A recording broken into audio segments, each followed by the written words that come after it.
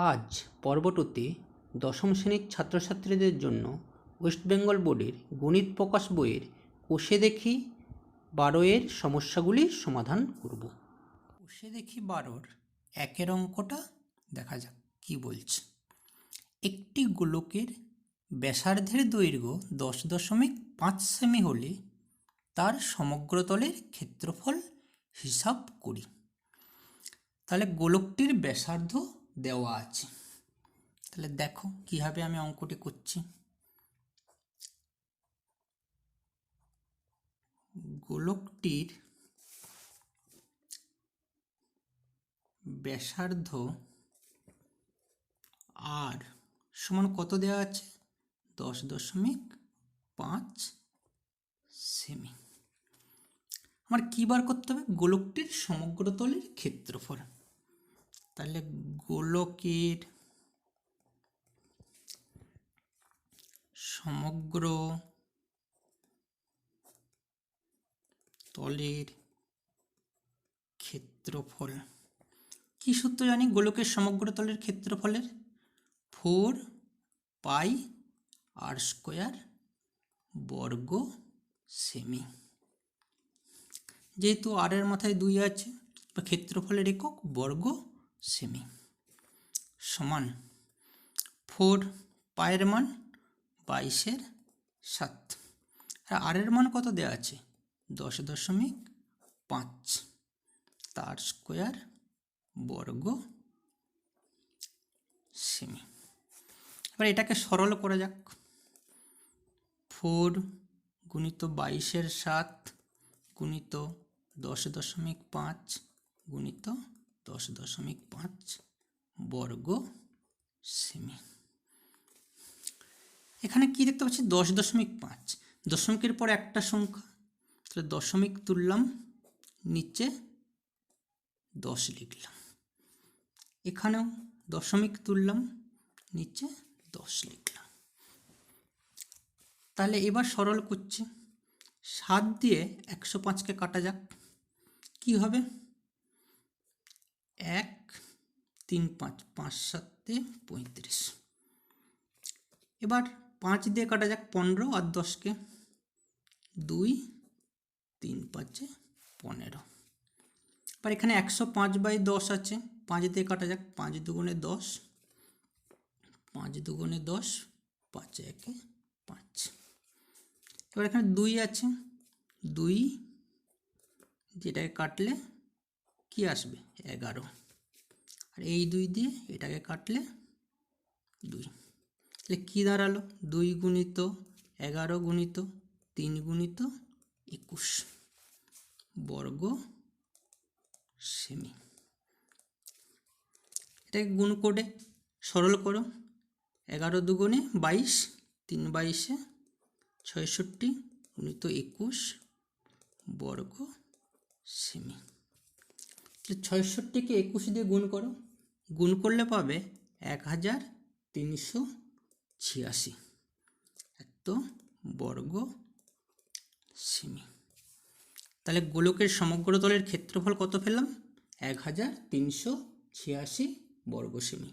তাহলে নিচে লিখে দিচ্ছি, গোলকটির সমগ্র তলের ক্ষেত্রফল সমান 1386 বর্গ সেমি। এবার 2 অঙ্কটা দেখা যাক কি বলছে। 2 অঙ্কটা কি বলছে? একটি চামড়ার বল তৈরি করতে প্রতি বর্গ সেমি 17.50 টাকা হিসাবে 431.20 টাকা লেগেছে। বলটির ব্যাসের দৈর্ঘ্য হিসাব করে লিখি। তাহলে বলটির ব্যাসের দৈর্ঘ্য হিসাব করতে গেলে বলটির ব্যাসার্ধ প্রথমে বার করতে হবে। ব্যাসার্ধ দেওয়া নেই, তাই প্রথমে ব্যাসার্ধটি ধরে নিচ্ছে। ধরি বলটির ব্যাসার্ধ সমান আর সেমি। বলটির ব্যাসার্ধ ধরে নিলাম, তাহলে বলটির সমগ্র তলের ক্ষেত্রফল কি হবে? বলটির সমগ্র তলের ক্ষেত্রফল কি সূত্র জানি? 4πr² বর্গ সেমি। লিখে নিলাম। এবার কি বলেছে দেখো, আরেকবার পড়ি। চামড়ার বলটি তৈরি করতে প্রতি বর্গ সেমি 17.50 টাকা হিসাবে 431.20 টাকা খরচ হয়। তাহলে কি করছি দেখো, 1 বর্গ সেমি চামড়ার বল তৈরি করতে খরচ হয় কত টাকা? 17.50 টাকা। বোঝা গেল? তাহলে বলটির সমগ্র তলের ক্ষেত্রফল কত? 4πr²। 4πr² বর্গ সেমি চামড়ার বল তৈরি করতে খরচ হবে কত টাকা? এটার সঙ্গে 4πr² গুণ করে দেব। 17.50 গুণিত 4πr² টাকা। মোট কত খরচ হয়েছিল? 431.20 টাকা। তাহলে শতানু সারে 17.50 গুণিত 4πr² সমান 431.20। এখান থেকে আমরা আর এর মান বার করব। বাহ, এখানে দশমিকটা তুলে দশমিকের দুটো সংখ্যা, তাহলে নিচে কত লিখব? 100 গুণিত 4, পায়ের মান কত? 22/7 গুণিত r²। আর ডান দিকেও দশমিকটা তুলব, 4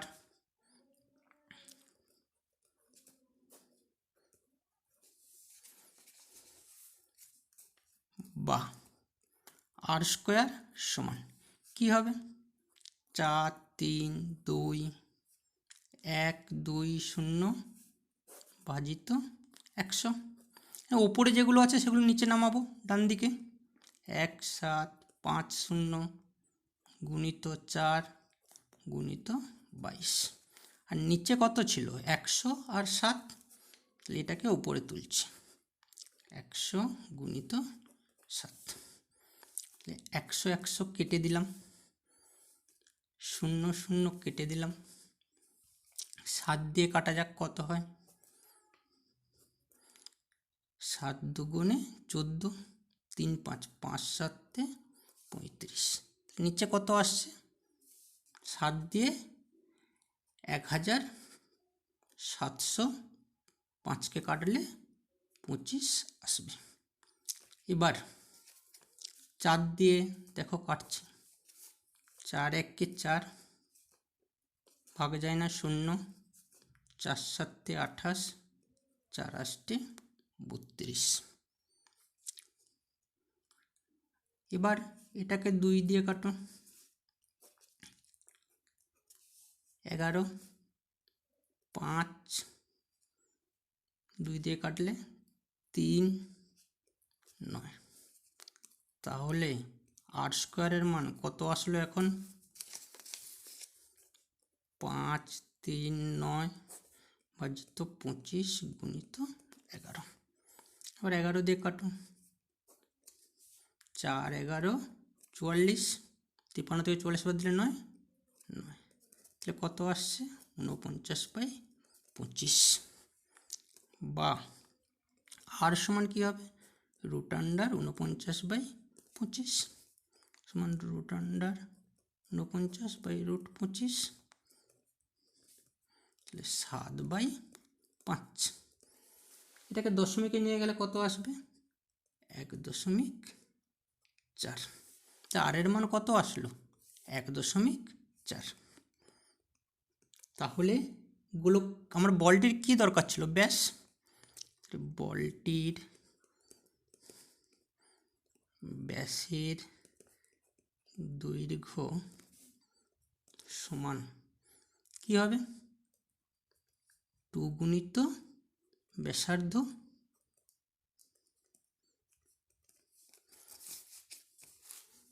তাহলে 2 গুণিত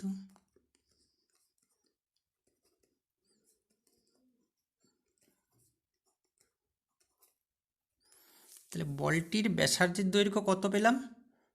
বলটির ব্যাসের দৈর্ঘ্য কত পেলাম? 2.8 সেমি। তো 2-এর অঙ্কটা হয়ে গেল। এবার আমরা 3-এর অঙ্কটা দেখা যাক। 3-এরটা কি বলছে?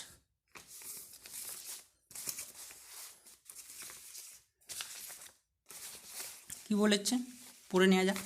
স্কুলের শটপাট খেলার জন্য যে বলটি ব্যবহার করা হয় তার ব্যাসের দৈর্ঘ্য 7 সেমি হলে বলটিতে কত ঘন সেমি লোহা আছে হিসাব করে লিখি।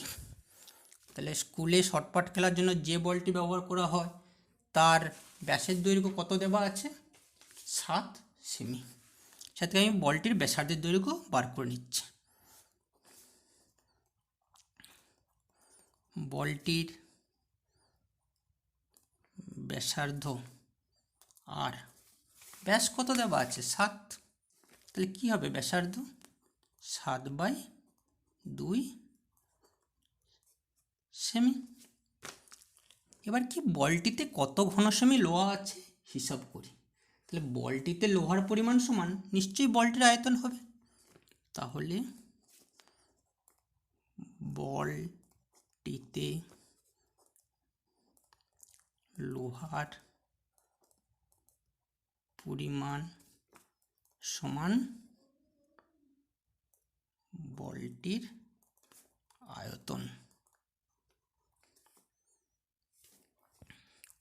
সমান বলের আয়তনের সূত্রটি কি?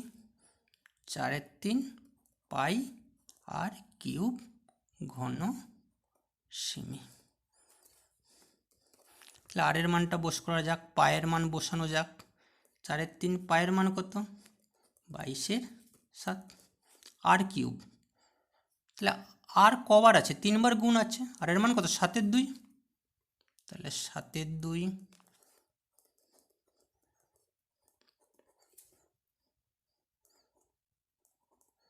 ঘন সেমি। এবার দেখো 7 কেটে দিলাম, 2 দিয়ে কাটলাম কত? 2। এবার এই 2 দিয়ে এটা কেটে গেল, আর এই 2 দিয়ে এখানে কেটে কত আসবে? 11। তাহলে আমার কত দাঁড়াচ্ছে? 11 গুণিত 7 গুণিত 7/3 ঘন সেমি। এরপরে এটাকে সরল করা যাক। তাহলে 7×11 কত? 77 গুণিত 7/3 ঘন সেমি সমান 77কে আবার 7 দিয়ে গুণ করলে কত আসবে? 539/3 ঘন সেমি। এটাকে মিশ্র ভগ্নাংশে নিয়ে যাও। মিশ্র ভগ্নাংশে নিয়ে গেলে কত আসবে? 179/2/3 ঘন সেমি। তাহলে বলটিতে কতটা লোহা আছে? সো দেয়ারফর বলটিতে 179/2/3 ঘন সেমি লোহা আছে। হয়ে গেল, খুব সোজা অঙ্ক। তারপরে 4-এর অঙ্কটা দেখা যাক কি বলছে।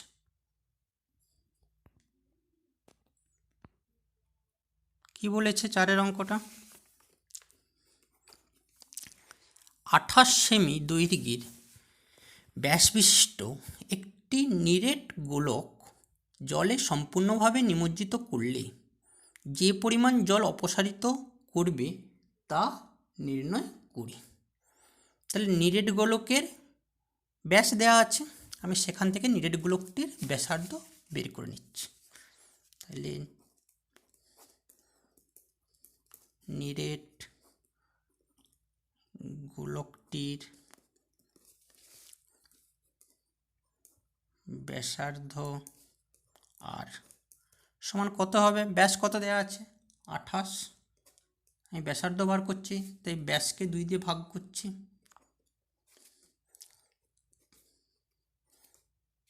তাহলে কত আসছে ব্যাসার্ধ? 14 সেমি।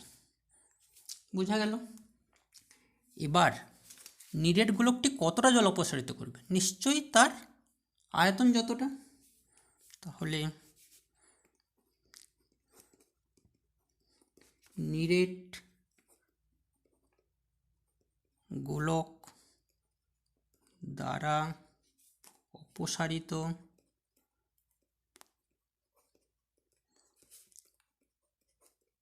জলের পরিমাণ সমান কি হবে? গোলকটি আয়তন। তাহলে নিরেট গোলকটির আয়তন। গোলকের আয়তনের সূত্রটা কি আছে? 4/3 পাই আর কিউব ঘন সেমি। তাহলে একই রকম আর এর মানটা বসানো যাক। 4/3 পায়ের মান কত? 22/7 আর কিউব। তাহলে আর এর মান কত? 14। তো 14 কবার লিখব?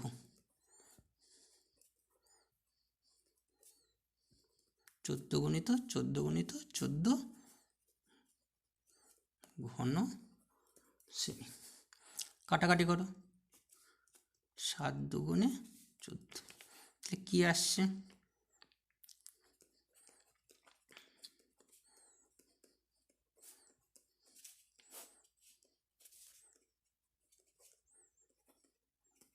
তো ঘন সেমি।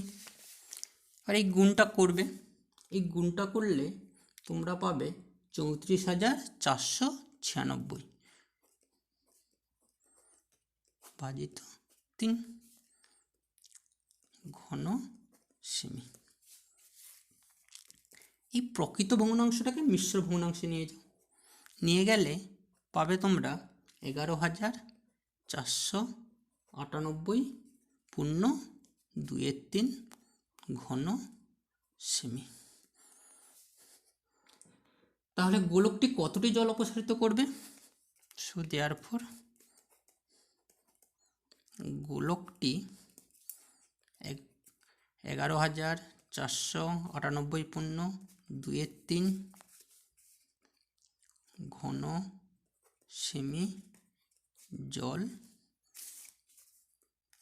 অপসারিত করবে। বোঝা গেল? এবার 5 অঙ্কটা দেখা যাক কি বলছে। 5 অঙ্কটা দেখো কি বলছে। 5 অঙ্কটাতে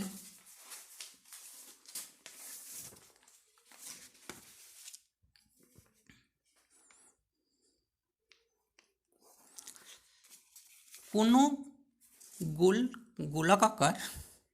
গোলাকার গ্যাস বেলুন ফোলাবার সময়ে তার ব্যাসার্ধের দৈর্ঘ্য 7 সেমি থেকে 21 সেমি হলে বেলুনটির পূর্বের ও পরের সমগ্র তলের ক্ষেত্রফলের অনুপাত নির্ণয় করি।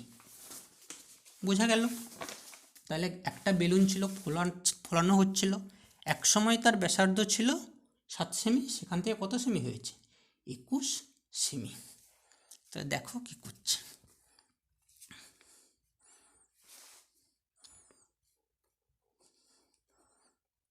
গ্যাস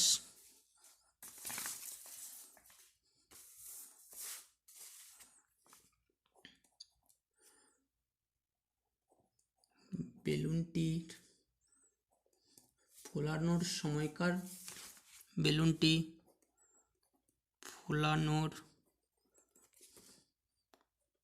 সময়কার ব্যাসার্ধ R1 ধরে নিচ্ছি। ফোলানোর সময় কত ব্যাসার্ধ ছিল? 7 সেমি। পরে কত হয়েছে ফোলানোর পর? 21 সেমি। তাহলে গ্যাস বেলুনটি ফোলানোর পরের ব্যাসার্ধ, ফোলানোর পরের ব্যাসার্ধ, সেটাকে আমি R2 ধরছি। R2 কত? 21 সেমি। বোঝা গেল না গেল না? তাহলে বেলুনটির পূর্বের ও লেখা আছে বেলুনটির পূর্বের ও পরের সমগ্র তলের ক্ষেত্রফলের অনুপাত নির্ণয় করি। পূর্বের ও পরের সমগ্র তলের ক্ষেত্রফলের অনুপাত কি হবে? সমান পূর্বে কত হবে? ব্যাসার্ধ কত ধরেছিলাম? R1। তাহলে 4 পাই R1 স্কোয়ার ইজ টু 4 পাই, পরে কত? R2 হয়েছিল, R2 স্কোয়ার। তাহলে 4 পাই অনুপাতের দুদিকেই আছে, তাহলে কী হবে? R1 square is two R2 square, R1 square by R2 square. R1 এর মান কত দেওয়া আছে? 7, তাহলে 7 স্কোয়ার বাই 21 স্কোয়ার। এটাকে সরল করো, তাহলে 7 গুণিত 7 বাই 21 গুণিত 21, তাহলে 7 দিয়ে কাটো 3, 7 দিয়ে কাটো 3, তাহলে 1-এর নিচে 3 3-কে 9 সমান 1:9। এটাই আমাদের আনসার হয়ে যাবে। ক্লিয়ার? এটা কতটা করলাম? 5-এরটা। এরপরে তোমরা দেখো 7-এরটা। একটি নিরেট লোহার গোলার ব্যাসার্ধের দৈর্ঘ্য 2.1 সেমি। ওই গোলকটিতে কত ঘনসেমি লোহা আছে তা হিসাব করে লিখি। তাহলে কত ঘনসেমি লোহা আছে মানে নিশ্চয়ই গোলকটির আয়তন বার করব। তাহলে 4/3 পাই R³ এই সূত্র দিয়ে তোমরা অঙ্কটা করবে।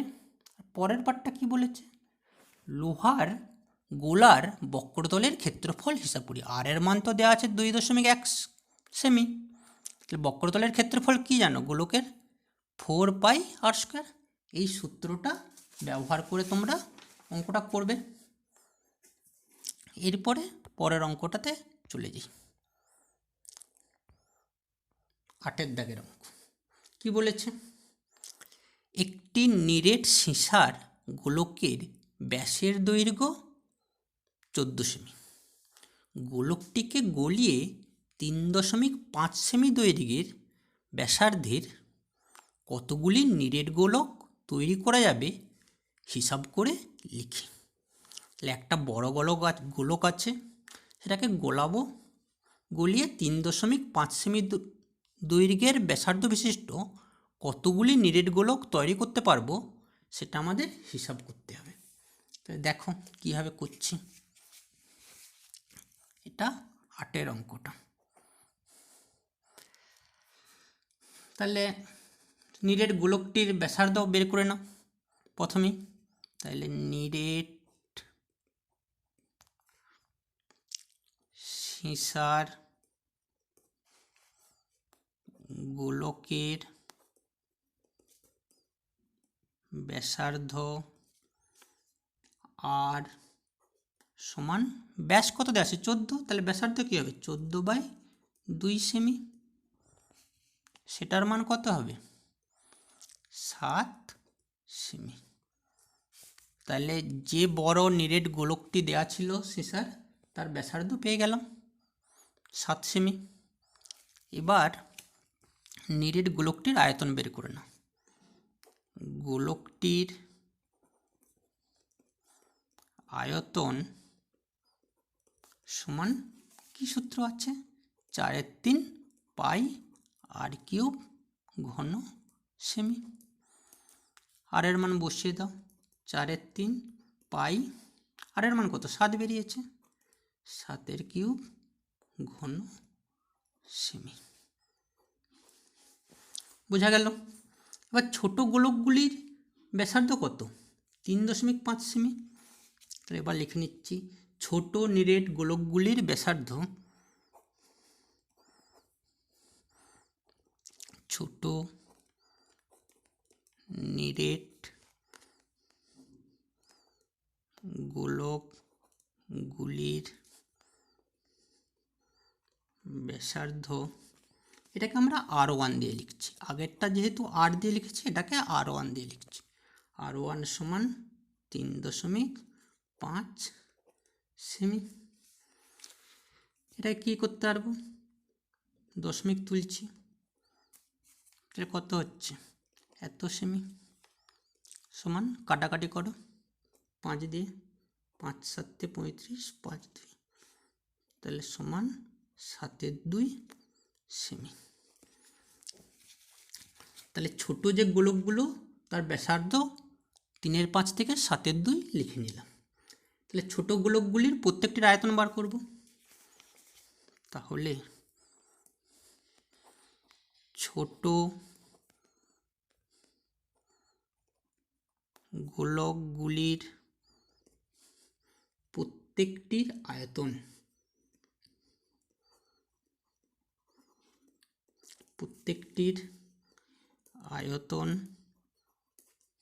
কি সূত্র হবে? 4/3 পাই আর কিউব হয়, কিন্তু এখানে আমি কত ধরেছি? R1। তাহলে R1 কিউব ঘন সেমি। মান বসিয়ে দাও। 4/3 পাই, আর 1 এর মান কত? 7/2। তাহলে 7/2 ঘন সেমি। বোঝা গেল? এবার সরল করে নাও। 3.5 সেমি ব্যাসার্ধ বিশিষ্ট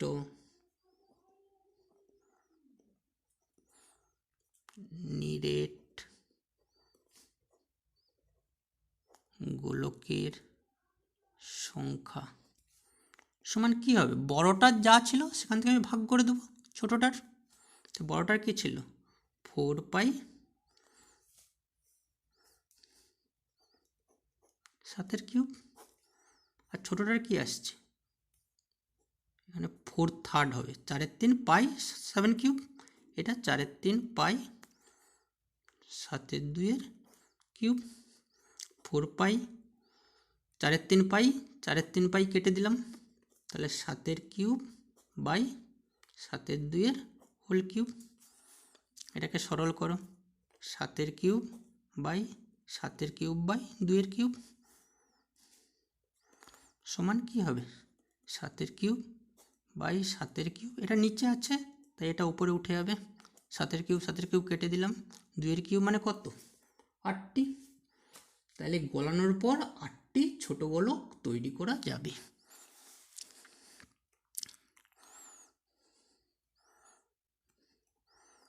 গলানোর পর 3.5 সেমি ব্যাসার্ধ বিশিষ্ট 8টি ছোট গোলক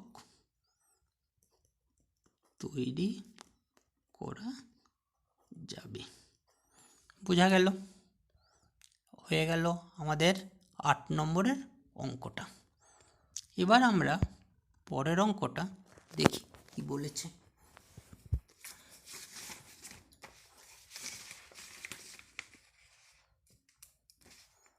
পরের 9টা কি বলেছে? 3 সেমি, 4 সেমি, ও 5 সেমি দৈর্ঘ্যের ব্যাসার্ধের 3টি নিরেট তামার গোলক গলিয়ে একটি নিরেট বড় গোলক তৈরি করা হলো। বড় গোলকটির ব্যাসার্ধের দৈর্ঘ্য আমাদের নির্ণয় করতে হবে। তাহলে আমরা কি করব, যে 3টা গোলক যে গলিয়ে আমরা বড় গোলকটা তৈরি করেছি তার ব্যাসার্ধ ধরে নেব। তাহলে লিখে নিচ্ছি, দেখো কিভাবে। ধরি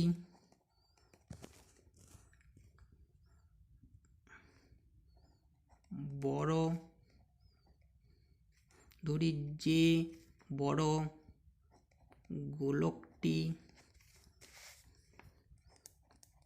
তৈরি হবে তার ব্যাসার্ধ সমান আর সেমি করে নিলাম। তাহলে যেটা বড় গোলক তৈরি হবে তার ব্যাসার্ধ সমান কত, আর সেমি। তাহলে বড় গোলকটির আয়তন কি হবে, বড় গোলকটির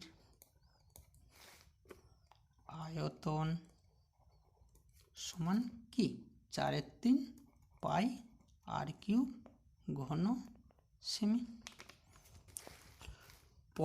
প্রশ্নানুসারে বড় গোলকটা কীভাবে তৈরি হয়েছে, ছোট গোলকগুলোকে গলিয়ে। তাহলে ছোট গোলক 3টার আয়তনের সঙ্গে বড় গোলকের আয়তন সমান হবে। তাহলে শর্তানুসারে কি হবে, বড় গোলকের আয়তন সমান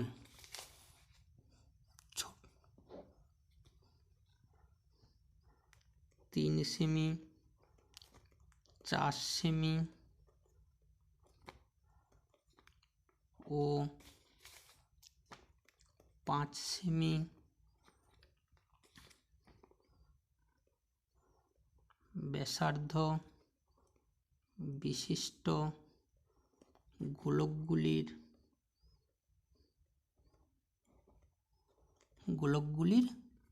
আয়তনের সমষ্টি। তাহলে মান বসাও, বা বড় গোলকের আয়তন কত, 4/3 পাই আর কিউব। তা 3 সেমি ব্যাসার্ধ বিশিষ্ট গোলকটার আয়তন কত হবে, 4/3 পাই 3 কিউব প্লাস 4 সেমি ব্যাসার্ধ বিশিষ্ট গোলকটির আয়তন কি হবে, 4/3 পাই 5 সেমি, 4/3 পাই কিউব। বোঝা গেল, 4/3 পাই আর কিউব, এখান থেকে কত কমন যাবে, 4/3 পাই। তাহলে কত থাকবে, 3 কিউব, 4 কিউব, 5 কিউব, বা দুদিকেই 4/3 পাই 4/3 পাই আছে। তাহলে আর কিউবের মান কত হবে, 3 কিউব, 4 কিউব প্লাস 5 কিউব। তো 3 কিউব মানে কত, 3 থেকে 9, 3 9 27, 4 কিউব মানে 4 4 16, 4 16 64, 5 কিউব মানে 125। এদের যোগ করলে কত আসবে, দেখো এদের যোগ করলে পেয়ে যাবে কত, 4 5 9 হাতে 1 6 7 8 9 10 11 216। তাহলে আর কিউব সমান কত আসছে, 216, বা আর কিউব সমান 216 থেকে 6 দিয়ে গেলে 3 6 18,